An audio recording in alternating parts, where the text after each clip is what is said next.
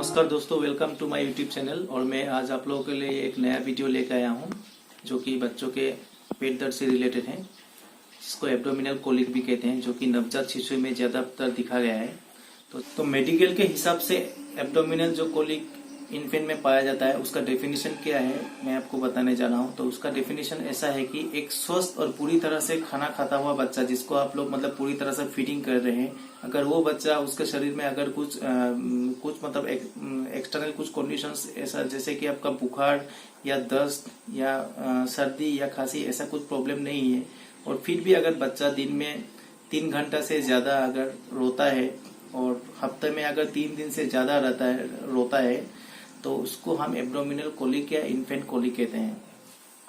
अभी हम infant colic यानी नवजात शिशु में पेट दर्द का क्या क्या कारण है, इसके बारे में जानेंगे।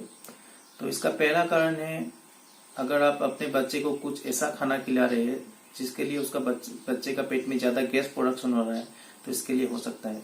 तो जनरली नवजात जो शिशु होते हैं, बच्चे होते हैं, उनको 6 महीना तक कम्प्लीटली माँ का दूध ही पिलाना पड़ता है। और अगर किसी माँ में ऐसा देखा गया है कि दूध नहीं निकलता है, तो वो लोग क्या करते हैं, लैक्टोजन या सेरेलेक या फॉर्मूला मिल्क खिलाते हैं। तो जिसके लिए क्या होता है, बच्चे का वो हजम करने में प्रॉब्लम होता है और उसका पेट में ज्यादा गैस प्रोडक्शन होता है। तो इसके लिए इन्फेंट का जो कोलिक होता है वो हो सकता है। और एक उसका रीजन है, अगर बच्चा ज्यादा टाइम रोता है या बच्चे का खाना दूध पिलाने के टाइम में अगर बच्चा ज्यादा गैस या एयर उसका पेट में ज्यादा तक चला गया, तो उसके लिए भी ऐसा होता है, बच्चे का पेट दर्द होता है। और एक इन्फेंट कोलिक का एक कारण है, अगर किसी का फूड से उसका एलर्जी है, तो उसके लिए भी इन्फेंट कोलिक हो सकता है। इन्फेंट कोलिक का और एक कारण है, अगर के बच्चों में क्या होता है, बच्चे में नर्वस सिस्टम और उसका एब्डोमिनल जो फंक्शन है वो अच्छे से डेवलप नहीं होता है। तो इसके लिए क्या होता है, बच्चे को खाना हजम करने में प्रॉब्लम होता है। तो इसके लिए लेस डेवलप नर्वस सिस्टम के लिए भी बच्चे का पेट में एब्डोमिनल कोलिक हो सकता है। और अभी तक तो एक्यूरेटली एब्डोमिनल कोलिक का क्या रीजन है वो अभी तक मतलब क्लियर नहीं हुआ है रिसर्च में, लेकिन अकॉर्डिंग टू साइंटिस्ट या डॉक्टर्स आपका ये कई रीजन हो सकते हैं मतलब एब्डोमिनल कोलिक के। तो एब्डोमिनल कोलिक के सिम्टम्स क्या क्या है, अभी हम उसके बारे में जानेंगे। तो जनरली जब इन्फेंट्स को जब एब्डोमिनल कोलिक होता है या नवजात शिशु में जब एब्डोमिनल कोलिक होता है, तो बच्चे बहुत जोर जोर से रोने लगता है और बच्चे का मतलब चिड़चिड़ापन बहुत देखा जाता है। बच्चे को आप मतलब कुछ भी करने से बच्चा मतलब रोना नहीं बंद करता है, बच्चा मतलब कंटिन्यूअसली रोने ही लगता है। और साथ में क्या करता है, बच्चे का पेट भी फूला हुआ रहता है, उसका एब्डोमेन थोड़ा स्वेलिंग हो जाएगा, एब्डोमिनल ब्लोटिंग होगा। और साथ में क्या करता है, बच्चे मतलब थोड़ा टाइम का अंतर में गैप्स में वो बच्चा मतलब गैस पास करेगा, एयर भी पास करेगा, ऐसा दिखा गया है। और बच्चा क्या करता है, अपने जो पीठ है, जो उसका बैक है, वो बैक को ऐसे मतलब टेढ़ा करके ऐसा ऊपर का तरफ में ऐसा करेगा, तो आपको पता चलेगा कि बच्चे को एब्डोमिनल कोलिक का शिकायत हो रहा है। और उसके साथ में बच्चा क्या करेगा, अपने हाथों को और जो पैरों है उन दोनों को, हाथ और पैरों को वो अच्छे से सिकुड़ लेगा और सिकुड़ के ऐसा करके ऊपर का तरफ करके ये बच्चा रोने लगेगा जोर से। तो आपको पता चलेगा कि बच्चा एब्डोमिनल कोलिक से सफर कर रहा है।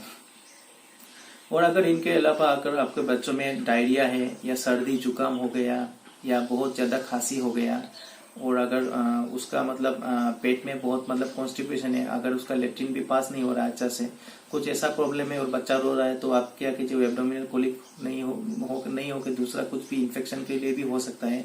तो ऐसा होने से आप जल्दी से जल्दी डॉक्टर की सलाह लीजिए, वो अपने से कुछ भी ट्रीटमेंट बच्चे को मत दीजिए। तो अभी हम घर में एब्डोमिनल कोलिक यानी इन्फेंट जो कोलिक होता है वो कैसे ठीक करेंगे, चलिए आप लोगों को बता रहे हैं। तो एब्डोमिनल कोलिक के लिए कुछ ऐसा मेडिसिन नहीं चाहिए। तो जनरली अगर एक टेक्निक है जिसको हम बर्पिंग भी कहते हैं, अगर आप लोगों ने बर्पिंग टेक्निक यूज किया अपने बच्चे को फीडिंग कराने के बाद में, खाना खिलाने के बाद अगर आप लोगों ने बर्पिंग किया, तो वो एब्डोमिनल कोलिक ज्यादातर मतलब दूर हो जाता है। तो बर्पिंग टेक्निक के बारे में अभी हम आप लोगों को बताने जा रहे हैं। तो जनरली जो बर्पिंग टेक्निक होता है वो क्या होता है, इन्फेंट्स को मतलब नवजात शिशु को जब आप खाना खिला देते हैं, खिलाने के बाद में क्या करना पड़ता है, बच्चे को ऐसे अपने पीठ में ऐसे लेना पड़ता है। बच्चे को ऐसे पीठ में लेने के बाद में बच्चे का अपने हाथ का ये जो तौलिया होता है, ये अपने का जो हाथ का एरिया है, ये बच्चे का पीठ में ऐसे लेके उसका मतलब पीठ के से ऐसे नीचे नीचे ऐसे बच्चे को मालिश करना पड़ता है। और मालिश करने के बाद में ये बच्चे का पीठ में ऐसे ऐसे ऐसे ऐसे आपको ऐसे मारना पड़ता है। तो ऐसे ऐसे मारने से क्या होता है, तो बच्चे का पेट में जो एब्डोमिनल जो गैस जमा हुआ रहता है, तो वो गैस क्या होता है, वो गैस धीरे धीरे उनका जो बुलबुला होता है वो टूटने लगता है, और टूट के क्या होता है, वो बच्चे का मुंह से डकार के रूप से मतलब निकल जाता है। तो अगर बच्चे को आपने फीडिंग करने के बाद में ऐसे पर्पिंग किया 5-10 मिनट करने के बाद में बच्चे ने 4-5 डकार मार दिया, तो उसके बाद में क्या होता है, तो वो करने से बच्चे का पेट तो खाली हो जाता है, जो उसका गैस है वो गैस निकल जाता है, और बच्चे का पेट दर्द का जो तकलीफ है वो नहीं होता है, ये एब्डोमिनल कोलिक नहीं होता है। तो बर्पिंग का और एक टेक्निक है जिसके बारे में मैं बताने जा रहा हूँ। तो उसमें ऐसे करते हैं, अपने जो बच्चा है, बच्चे को आप अपने जो थाई होते हैं, थाई के ऊपर में आपको ऐसे लेटाना है। लेटाने के बाद में बच्चे को मतलब आपके पेट के बल थाई के ऊपर में लेटाना है, और उसके बाद बच्चे को क्या करना है, बच्चे का जो पीठ में आप ऐसे मालिश करना है, हाथ से ऐसे मालिश करना है। तो उसे बच्चे को पीठ में ऐसे यहाँ पे मारना है। तो ऐसे करके और ऐसे जब आप करेंगे तो बच्चे को क्या होगा, बच्चे को डकार आएगा, और डकार आने से उसका जो पेट का जो फूला हुआ रहता है वो कम जाता है, और ऐसे कि इन्फेंट कोलिक से बच्चे को राहत मिलता है। तो और एक टेक्निक है, आप ये भी कर सकते हैं, जो बच्चे को क्या करेंगे, आप बच्चे को आपके थाई के ऊपर में ऐसे लेटाएंगे पीठ के बल, और बच्चे का मुंह ऊपर में उठा हुआ रहेगा, और बच्चे का जो पेट है उस पर आप ऐसे सर्कुलर मोशन में, इन क्लॉकवाइज मोशन में बच्चे का पेट में जो नाभि है और उसका पेट के चारों तरफ आप हाथ से ऐसे राउंड ऐसे मोशन में तेल से ऐसे मालिश करना है। तो ऐसे जब आप उसका पेट में सर्कुलर और क्लॉकवाइज मोशन में जब आप करेंगे तो बच्चे का क्या होगा, उसका पेट का जो गैस है वो रिलीफ निकल जाता है, और पेट का दर्द को रिलीव करने में हेल्प करता है। और अगर आप इसको एंटी क्लॉकवाइज मोशन में मत कीजिए, अगर एंटी क्लॉकवाइज मतलब उल्टा दिशा में आप करेंगे तो उसका तकलीफ ज्यादा भी हो सकता है। इसलिए हर टाइम जब बच्चे को जब आप टेक्निक करेंगे तब बच्चे का नाभि और पेट का चारों तरफ करके ऐसा सर्कुलर मोशन में, क्लॉकवाइज मोशन में आप कीजिएगा। तो ये हो गया इन्फेंट कोलिक को घर में मतलब घरेलू कुछ नुस्खे हैं जिससे आप इन्फेंट कोलिक को आप ठीक कर सकते हैं। और अगर इससे भी अगर ज्यादा कुछ प्रॉब्लम हो, अगर बच्चा मतलब उसका रोना नहीं रुक रहा है और सब कुछ करने के बाद में भी कुछ भी ठीक नहीं हो रहा है, तब आप बच्चे को कोलिकेट या कोलाइजा ऐसा कुछ ड्रॉप मिलता है वो भी दे सकते हैं। और अगर ज्यादा कुछ तकलीफ हुआ तो आप डॉक्टर्स की सलाह जरूर लें।